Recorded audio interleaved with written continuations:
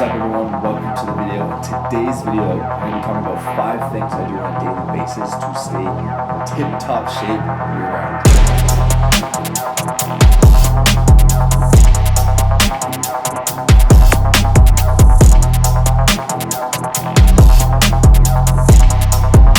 So first things first, I just wanted to clarify that I think when it comes down to your fitness and nutrition goals, ultimately, most advanced people always stick to the basics. So there's like no hidden gem or anything.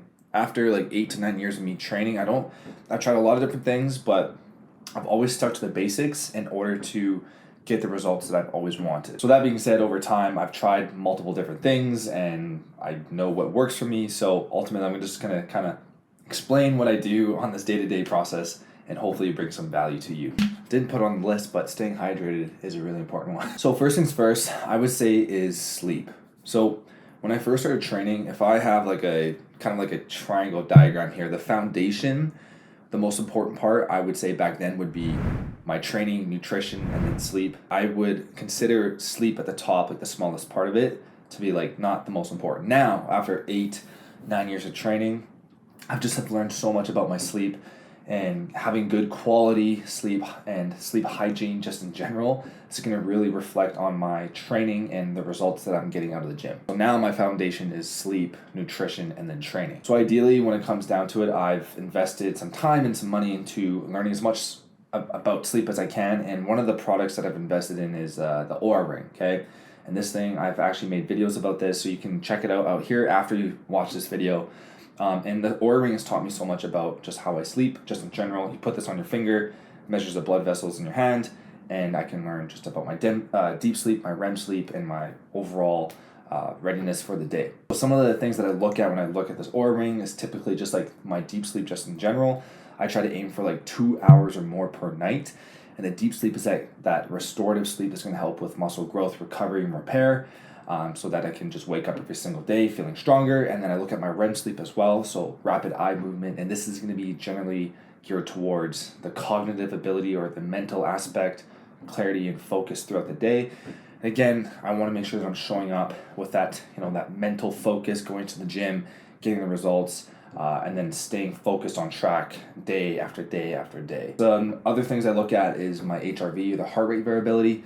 And that's like just pretty much the stress levels. I look at my stress levels. If my body's really stressed out, then I might take a day off from the gym. So for pretty much for like sleep routines, you guys, I try to go to bed as early as I can. And it doesn't mean if you go to bed early, you're going to be like in better shape.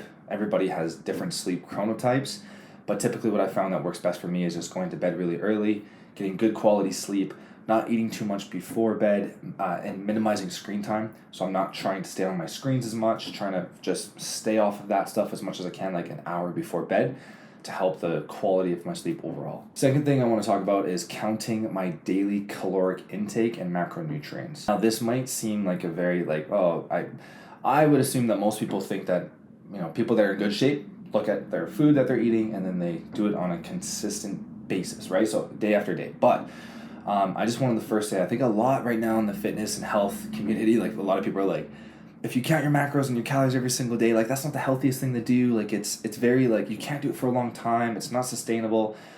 I think that one of the most important things, or one of the biggest things when it comes down to overall, just like the mind, like the mindset and the human mind, is like labeling. So I don't label counting my calories and my macros as a bad thing. I actually label it as a good thing. I learned so much from it. Over doing it for like several 8 years, I learned what foods, help my body look a certain way or perform in a certain way. I can look at food portioning in a different way.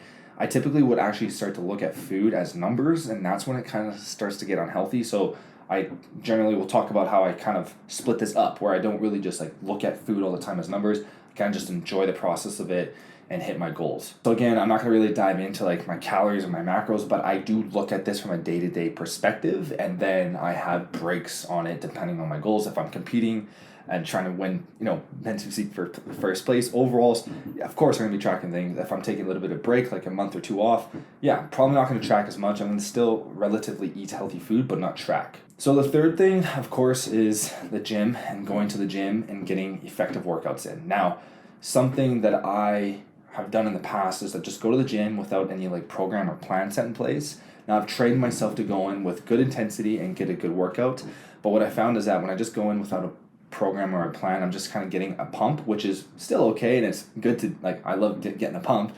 Who doesn't? But the thing is now if I have a proper program in place and I'm focusing on that, I can work on my weak points, and it's kind of like motivating me. Like I have something to go to the gym and work on. So definitely something I do day to day is I just look at my plan for the workouts, and I kind of stick to like a cardio schedule as well. I typically am a little under 12% year round body fat, maybe a little bit like 13 under 13%. So I do stick to like low list or low intensity steady state cardio, watch some YouTube, Netflix and all that stuff. So I kind of stick to a schedule, but guaranteed like workouts are for sure something that I do on a day-to-day basis to stay in shape. It just makes sense. I'm a firm believer in moving the body. So the fourth thing I do from a day-to-day basis to stay in tip-top shape is weekly favorite meals and minimal alcohol intake. Now I'm trying to change the word from cheat meal to favorite meals because I don't want to label them as cheat meals and I'm doing something bad, because again, to keep myself sane, I have to go throughout the week and like eat some normal food. Not like I don't eat normal food, but like go to a restaurant and like enjoy myself and not like worry about that. So typically I'll eat my favorite meals.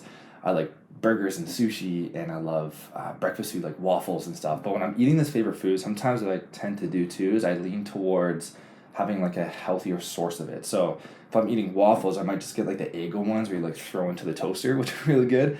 And instead of using like maple syrup, which is like tons and tons and tons of sugar, maybe I'll stick to like the low calorie Walden Farms syrup where I can just put on. It doesn't really taste the same as maple syrup, but I typically tend to lean towards that as well. And for alcohol, I mean, there's times where I just don't drink at all for like months, and then there's times where I've been having like a glass of wine a few nights a week, and that's totally okay. It just depends on the goals, but ultimately with alcohol, it's not going to really help with protein synthesis and having the best recovery, growth, and repair when it comes down to your muscle and losing fat. But I do believe that enjoying this from time to time is crucial. And when you go out to, let's say events or whatever, like I go to a restaurant, and what I'm going to do, you guys, is I'm going to have my meal, but I'm not going to like freak out about it. Like I'm just going to be like, okay, I'm just having a meal, I'm going to have fun. And typically when I am tracking my meals throughout the week and tracking like my calories and my macros, and I know I'm going to do something or go to a restaurant, like I put myself in a mindset where I'm really enjoying the food. And people always be like, man, this guy's like really into his food. But the thing is because I put my mindset and be like, yeah, I'm going to sit down and enjoy this food that it's not really healthy for me, but I'm just going to enjoy the process of it because it keeps myself sane. So typically when I go to restaurants, what I would like to do is I'll like to kind of dive in towards eating my protein and fat first and then my carbohydrates last. But if I'm having a burger, obviously I'm not going to like take the patty off the burger and then eat the patty then the burger, but I'll eat a little bit slower, allowing the hormone leptin to build up, to say that I'm like full and satiated, just to really enjoy the food. And typically if I'm going to go out as well, I might do a little bit of cardio or a little extra cardio and maybe like save my carbohydrates for a little bit later in the day. So that's something that I focus on as well. And the fifth thing that I do from a day-to-day basis is always keeping in mind to have like good, whole, dense foods throughout my day-to-day basis. So, instead of like, I think a lot of the times what I would do is I would just count food. I'm like, oh, if it just hits my macros and my calories, that's all that matters. And there's actually an interesting study that I heard of where they took a participant where he got to eat a sandwich where it was like white bread, like highly processed food with like Kraft single cheese on it, and then another sandwich where there was like whole grain with cheddar cheese. But each sandwich had the same amount of calories and macronutrients in it. But essentially the ultra processed food with that white bread and stuff, he had a harder time burning those calories off from that ultra processed food rather than the healthier version of the whole grain and cheddar cheese. So typically that's how I kind of like to tell my clients and remind myself that like I will stick to always like the healthiest food that I can have, and then it really shows in the gym for me and also my performance, like just not just even looking good, but the performance in the gym as well. So eating good high quality foods and sticking to like the lower calories like add-ons, like the dressings or the syrups or whatever that is. Like I'm always trying to make sure that I can have that lower stuff, because I don't think most people know that's just like there's so much calories, and when it comes down to just the general salad dressing, like you go to a restaurant, you're probably having a 1,200 calorie salad which is better than having something greasy or whatever, but typically that's what I'm really focusing on as well. Anyways, guys, I wanted to make this quick video, just kind of explain what I'm doing through a day-to-day process and what's always helped me. And again, keep things simple. It doesn't need to be hard. I do recommend just trying different things to see what works good for you. But overall, thanks so much for watching. Check out that Oura ring up here as well. And if you want to see my latest competition video, I'll link it right here at the end of the video. You can kind of check it out to see how I push myself to the boundaries in this day-to-day process. Later.